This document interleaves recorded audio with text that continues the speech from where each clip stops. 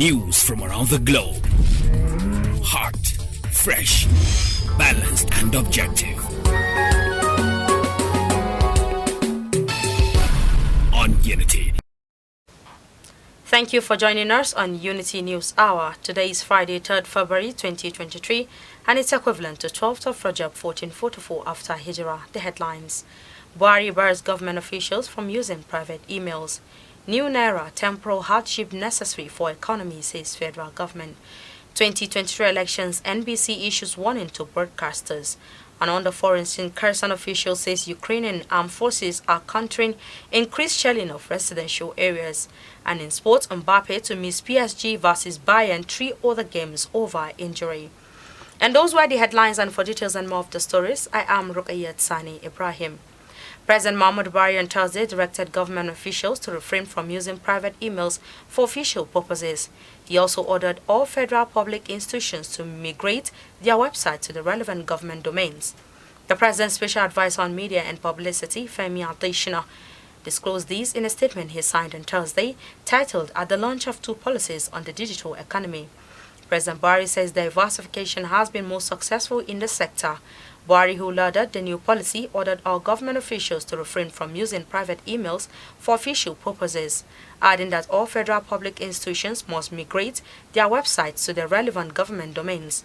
While launching the national data policy, the President also welcomed the recent development of Starlink services by SpaceX in Nigeria, saying the country now has 100% broadband penetration.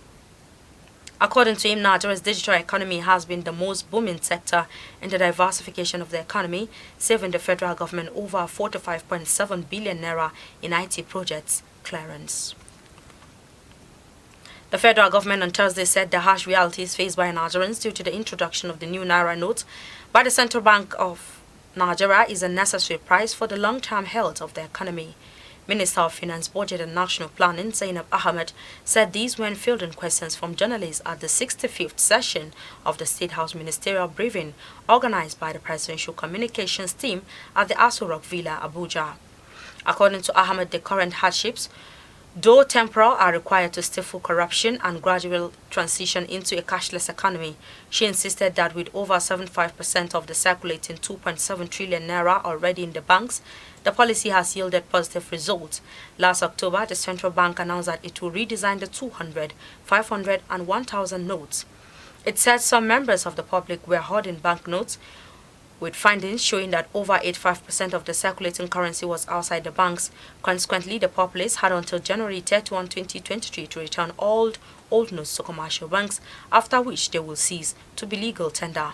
However, after meeting with the President Muhammadu Buhari in Daura on Sunday, January 29, the CBN Governor Godwin Emefiele announced a 10-day extension from January 31 to February 10, 2023.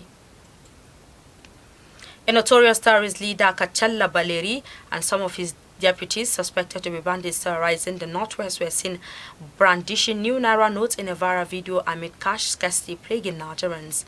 Recall Nigerians have been subjected to the frustration of trying to get new notes since the extension of the deadline for the phase-out of old notes by the Central Bank of Nigeria, CBN. In the midst of this untold hardship, the bandit leader in the video published online on Wednesday claimed that he had enough of the new Naira notes. Valerie, who communicated in the HAUSA language in the 2 minutes 20 seconds video clip, claimed he was in possession of nearly 10 million Naira of the new Naira notes. He also claimed he had enough new Naira notes to acquire more weapons, the currency he might have allegedly received from relatives of abductees, according to Defense Times. A news platform on Twitter, Vanguard Check, revealed that the video was posted alongside a picture on the Twitter handle at Defense Times NG. The National Broadcasting Commission (NBC) has warned broadcast stations in the country against violating relevant regulation guiding the broadcast of elections in Nigeria. This was contained in a statement signed by the NBC Director General Balarabe Shehu Ilela, who observed with deep concerns how ethics have been thrown to the winds by politicians using the broadcast media in a manner that violates the provisions of the Nigerian Broadcasting Code. Ilela, who stressed the hate speech, inflammatory, derogatory and divisive remarks are prohibited by the code, warned that sections award any broadcasting station found to have violated the code. The NBC Bros warned broadcasters to desist from allowing their platforms and facilities to be used by politicians, their supporters and sympathizers for the broadcast of content that may lead to the breakdown of law and order. Ilela urged broadcast organizations to perform the role of peace agents by adhering to the principles of responsibility, accuracy, and neutrality. The Presidential Campaign Council of the All Progressives Congress APC has asked farmers to resist voting for presidential candidates who seek to reopen land borders. Director of Agro Directorate of PCC Abubakar Bello stated these on Thursday at the National Stakeholders Engagement and Mobilization Summit at the campaign headquarters in Abuja. Mr. Bello noted that farmers cannot afford to be complacent by allowing someone who would reverse the policy of this administration. The federal government ordered the closure of land borders in 2019 to halt smuggling along the borders.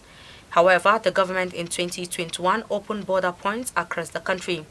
Seme in the southwest, Ilela and Maigatari in the northwest, and Mfin in the south-south. The government maintained that the ban on the importation of rice, poultry and other products still subsists. During a campaign rally in Kebbi State, the presidential candidate of the People's Democratic Party PDP Atiku Abubakar promised to open the land borders and allow Nigerians to trade with neighboring countries. A Sharia court sitting at Feeling Hockey in Kano Metropolis has ordered the remand of a famous TikTok skit maker, Murja Quenya, in prison custody. Quenya was arrested by the Kano State Police Command on Saturday while trying to book rooms for her guests, who came from far and near for her much-publicized birthday party. In September 2022, a Sharia court in Bichi wrote to the Kano State Commissioner of Police to arrest and investigate Ms. Quenya alongside other TikTokers for corrupting the morals of the society. She was reportedly arraigned on Thursday on charges that both are on defamation of character, vulgarity, public nuisance, and breach of public peace. The defamation charge was added to the count following a complaint by two other TikTokers, Aisha Najamu and Idris Mewushiria, that Ms. Quenya defamed their character for blaming them for her ordeal. When the charges were read to her by the prosecution counsel Lamido Soron Dinki, Ms. Quenya pleaded not guilty upon her not guilty plea. Her lawyer Yasser Musa moved an application for her bail, which was opposed by the prosecution counsel. The presiding judge, Abdullahi Halluru, therefore ordered Quenya to be remanded in prison custody and thereafter adjourned the case till February 16 for ruling on the bail application. The Inspector General of Police, Usman Baba, on Thursday began the Police Community Relations Committee on National Women and Youth Sensitization Summit on Peaceful, Free and Fair 2023 General Elections, with the team ensuring secured and safe atmosphere for Nigerian women and youth during election process. The summit, which dissected the roles of the electorate, particularly women and youth, urged cooperation with personnel of the Nigerian Police Force and other security agencies engaged in election security management for robust security before, during and after the elections. The IGP commended the initiative of the PCRC National Chairman Alhaji Mogaji Ibrahim and the PCRC National Executives, who are urging them to use their platform to improve security at the grassroots level while working to empower local communities to work in tandem with the NPF in ensuring their safety and security and to create a more secure environment for everyone. Similarly, the IGP addressed the previous batch of police constables who have been trained in weapons handling, police tactics and techniques, human rights standard in arrest, detention and search of persons or vehicles, and public order management by the NPF Peacekeeping Office. The officers conducted a brief demonstration of the contemporary techniques for crowd control and intervention in the event of public disorder, which they have learned in preparation for the general elections. Meanwhile, the IGP, while reiterating his vision for a police force built on the tenets of training and retraining, charged the officers to employ their training judiciously with a huge dedication to duty so as to ensure that the 2023 general election security management is effectively handled at every level, particularly at the grassroots. The Federal High Court sitting in Abuja on Thursday ordered the Independent National Electoral Commission INEC to accept and recognize the nomination of candidates of the Labour Party LP in 24 states and of the Federation for the forthcoming general elections. Justice Inyang Eko made the order while delivering judgments in different suits that were brought before the court by the party.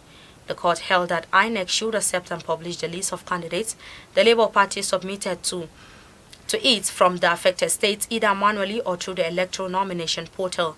It faulted the electoral body, which itself violated Section 31, Section 33 and 36 of the Electoral Act 2022 when it rejected the list of Labour Party's candidates on the premise that its nomination portal was not functional. Some of the states affected by the court judgment are Kwara, PLATEAU, Nasarawa, Lagos, Kaduna, Oyo, Bauchi, Ebonyi, Ekiti states. Others are Katsina, Bayelsa, Niger, Rivers, Sokoto, Akwai, Gombe, Borno, Oshun, Adamawa and Cross River states respectively. On the foreign scene, a top Kherson official said the Ukrainian armed forces are working very well to counter increased shelling of residential areas in the southern Ukrainian city. 2 people were killed and 7 wounded by overnight shelling from Wednesday into Thursday, according to Yuri Sobolevsky, the first deputy head of the Kherson Regional Council. Sobolevsky said on a Ukrainian national teleton Thursday that all of the injured are currently in the hospital. He declined to speculate as to whether the intensification in shelling could be linked to a possible Russia plan to carry out an offensive on February 24. He stressed that Ukrainian forces are working very well to destroy military targets on the eastern bank of the Dnipro River and fend off the groups that have attempted to enter Ukrainian territory. Ukraine's Minister of Defense said the country will provide guarantees that would not strike Russia should it receive the long-range missiles it has been asking its allies for. Reznikov called on other countries to help Ukraine establish anti-missile defense capabilities. He emphasized the need to get Patriot and SAMP T systems at the first opportunity, along with more IRIS-T and NASAMS, which are both air defense systems. And in sports, Paris Saint-Germain forward Kylian Mbappe is set to miss the club's UEFA Champions League round of 16 first leg clash against Bayern Munich at Parc des Princes on February 14 due to injury. He will also miss PSG's French League 1 clash with Toulouse on February 4, the French Cup tie against MISALI on February 8, as well as another League 1 match with Monaco on February 11. Mbappe sustained the injury during Paris Saint-Germain's French League 1 game against Montpellier at Stade de la Marseille, which ended 3-1 in the Parisians' favor. Second half goals from Fabien Ruiz, Lionel Messi and Warren Zaire-Emery ensured Paris Saint-Germain got the win, and Ahmad Nodad scored a solitary goal for Montpellier. However, Mbappe injured his left thigh at the level of the femoral biceps in the 21st minute shortly after missing 2 penalties and had to be replaced by Hugo Ekitike. According to the BBC Sport, examinations carried out on the injury revealed that he will return to action in the next 3 weeks, effectively ruling him out of the fixture with Bayern Munich. Mbappe has racked up 25 goals and 6 assists in 26 appearances across all competitions for Paris Saint-Germain. So far this season, Paris Saint-Germain will face Bayern Munich in the Champions League on February 14 at the Parc des Princes, and the second leg of the tie will be held on March 8 at the Allianz Arena. With the story, we've come to the end of our bulletin for today. You can follow us on our social media handles at Facebook, Instagram and Twitter at Unity Radio FM TV, respectively. I am Rukayet Sani Ibrahim. Thanks for watching and enjoy the rest of our programs. Unity.